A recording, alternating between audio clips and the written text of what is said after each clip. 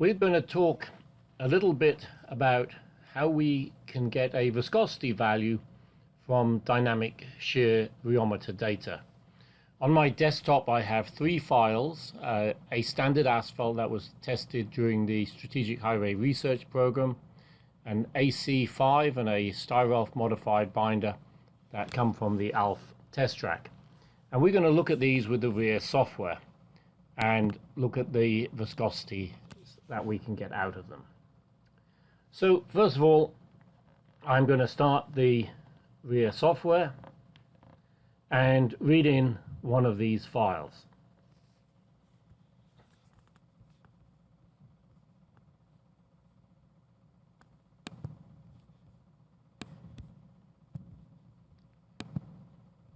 So I click the file and the open, and I'm going to read in this asphalt TTD. Here we see the isotherms of stiffness recorded and some control parameters associated with developing the master curve. The master curves we can see simply in this window here, G prime and G double prime. We can see the modulus and phase angle and the black space plot very simply by clicking a few buttons. Now, one of the things you will have noted when we see a plot like this, you see a lot of lines on these. These lines are the fit of the discrete spectra to that modulus information. We can look at the modulus in terms of a compliance based on time, and again you see the spectra fit to that data, and we can also look at it in this format here. This format was a modulus on a time base. This format is the compliance on a time base. Now, this information in terms of the fitting of the discrete spectra is displayed in this window here. I'm going to make this full screen so that we can see it a bit more clearly. Here we see this is the computed compliance curve from the discrete spectra fit to the data. First of all, we have to ask ourselves, how reasonable is that discrete spectra fit? Well, I can see that when I look at a curve like this. These lines, this blue line and this red line going through the data set, is the discrete spectra fit. How well does it fit?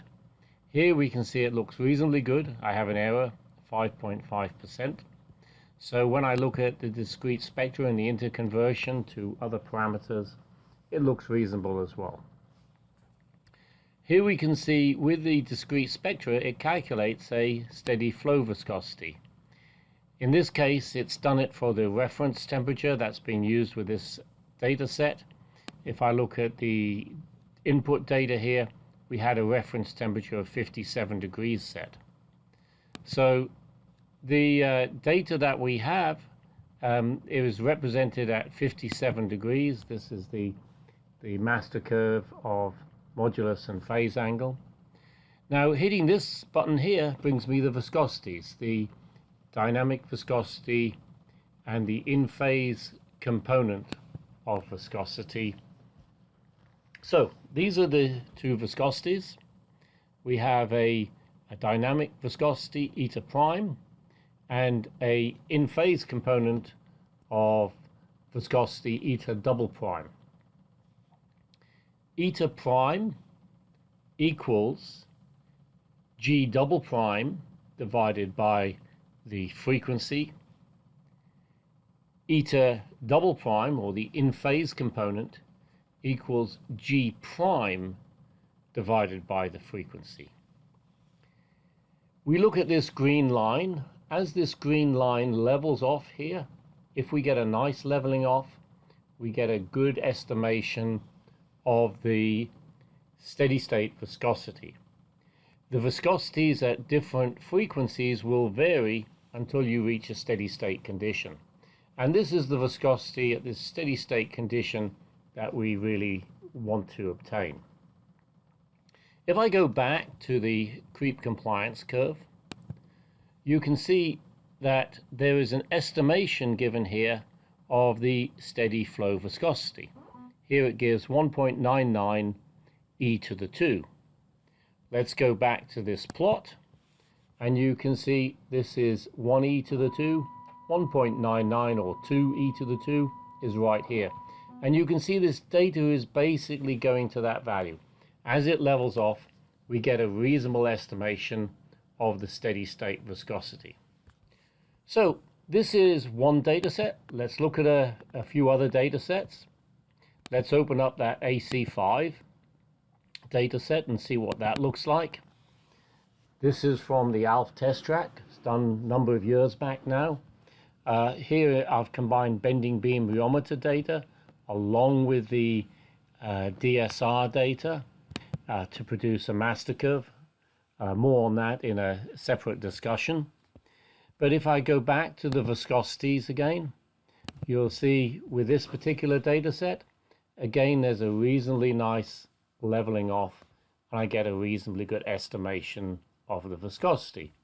In this case, that viscosity has been calculated at minus 30 degrees C, which is the reference temperature, quite a bit higher temperature than I calculated that other viscosity at, and you'll see the value is 1e to the 14 here, so this is going to be something close to 3e to the 14, whereas that other value I computed was around about 200 pascals. So here I'm significantly higher, and it shows the dependence of viscosity on temperature, which we're well used to with asphalt materials. So now the question is, well, how do I get viscosity at a whole range of temperatures using this same steady state viscosity? So let's first of all, let's just check out what this value is over here in our compliance plot, and you'll see 2.96 e to the 14, and that sort of fits very nicely with where this data is going. So it seems a reasonable value. To get this viscosity as a function of temperature, I hit my other data button, and then I hit this viscosity symbol. And what this is doing, it now calculates the master curve at every single temperature being used for data collection. We could choose other temperatures as well as if we chose. And what we have now sitting over here is a plot of the viscosity versus temperature. And we have the estimated viscosity using the discrete spectra analysis at each of those temperatures. And this is a reasonably good approximation of the steady state viscosity, and we can combine this with other estimations such as the Brookfield viscosity. And I also like to compare this to the steady state viscosity that we obtain from the or an estimation of the steady state viscosity that we obtain from the JNR plot. That's another useful thing to plot on a graph like this. Simply take the reciprocal of the JNR, make sure you convert it to Pascal seconds, and then you can plot it on this graph as well. Those values you get from JNR, because it's done in a dynamic sense, should always just be slightly lower than the curve that you have represented here. Okay, so that's some data here. Let's open up another file. I'm going to open up this Styrel file now, which is a modified binder. So here we go and get that modified binder. And let's see what this looks like in terms of master curves. You can see I've removed a few data points that look less reliable in terms of the analysis. But we're going to have a look at the analysis that we have here. This is G prime and G double prime. Again, I'm combining bending beam rheometer data and DSR data to extend the master curve. Here we have the modulus and phase angle, black space plot. And if you look at the shape of these curves, you can see this phase angle is flattening out a little bit here, associated with the network structure that you get with a Styrel type modification. So what does this look like in terms of viscosity plot? We now have a curve like this. Now, remember on the previous curve I said we want to see that flattening out of that in-phase component of you need to see a flattening out of that dynamic viscosity curve. So this is the red here is the in-phase component. This one will eventually curve over and drop down. This one should flatten out. Now you see at the moment it hasn't flattened out, and where it flattens out is a little bit off the chart.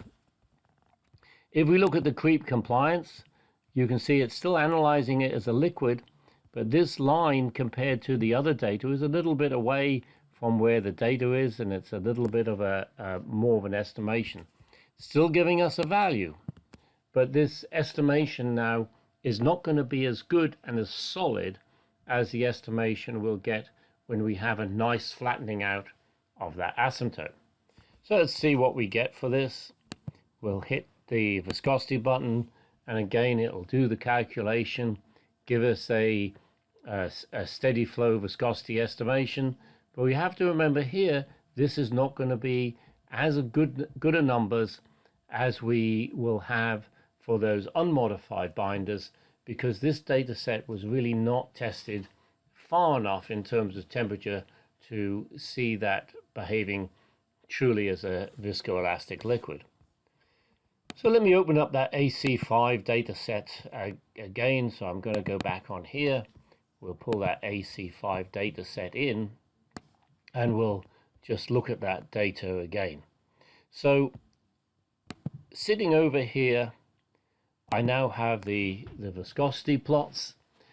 I also have I took that data earlier to a spreadsheet, and just wanted to show this spreadsheet while I have this graph on the same screen.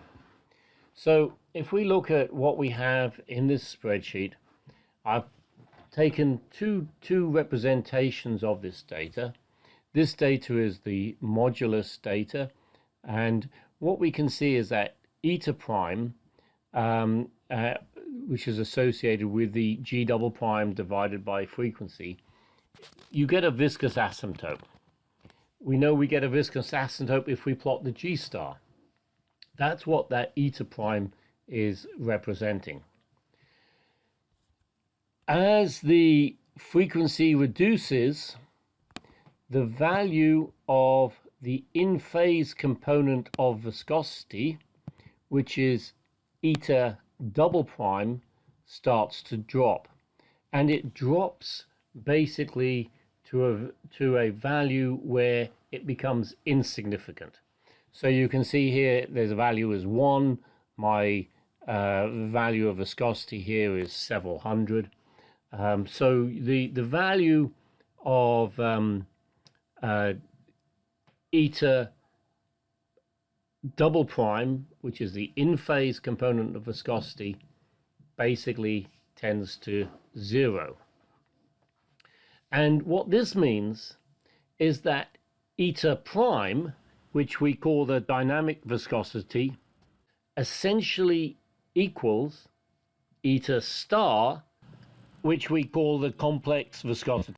Some people will use eta star as an approximation of the steady state viscosity as the frequency tends to 0, but it is probably more theoretically correct to use eta prime, which is the dynamic viscosity, to use that as a representation as the frequency tends to 0. The main thing that we need to be careful of is when we do this with modified binders, to make sure that we start to see this plateau zone and get as close to it as possible in our testing. In that previous testing I showed you with the styrolf binder, we should have really gone to some warmer temperatures, some slower loading times to basically get that flattening off, so we go past the plateau zone in the data set. All of this assumes the materials are behaving as thermally, rheologically simple materials. Sometimes that's not the case. If we have complex binders, then we don't have thermorheologically simple material. I found this approximation works very well. It provides me a very good check on where the rheology data from a DSR should line up with a Brookfield rheometer. It also gives me a good check on where the JNR plots on this curve. For example, if I take this this data set here with the AC5 material, and I have a viscosity curve such as this, I will have two viscosities from my JNR plot. I'll have the viscosity associated with the test at 100 pascals and the viscosity from the test associated with 3,200 pascals. The 100 pascal test is a very small stress level, much closer to the stress level in a frequency sweep analysis. So if I take 1,000 and divide that by the JNR in kilopascals, I will have an estimation of the viscosity in Pascal seconds. And I can plot that on this curve here. Normally speaking, I see the 100 Pascal test just about on that curve, and I see the 3,200 test a little bit lower, and that represents the difference that we see between the two tests, one done at 100 pascals and one done at 3,200 pascals. Anyway, this data then can be copied to a clipboard. We can take it into Excel and we can make graphs. And this is what I wanted just to talk about and show you how we get these viscosity measurements from the RHEA software or dynamic shear type data. Thanks very much.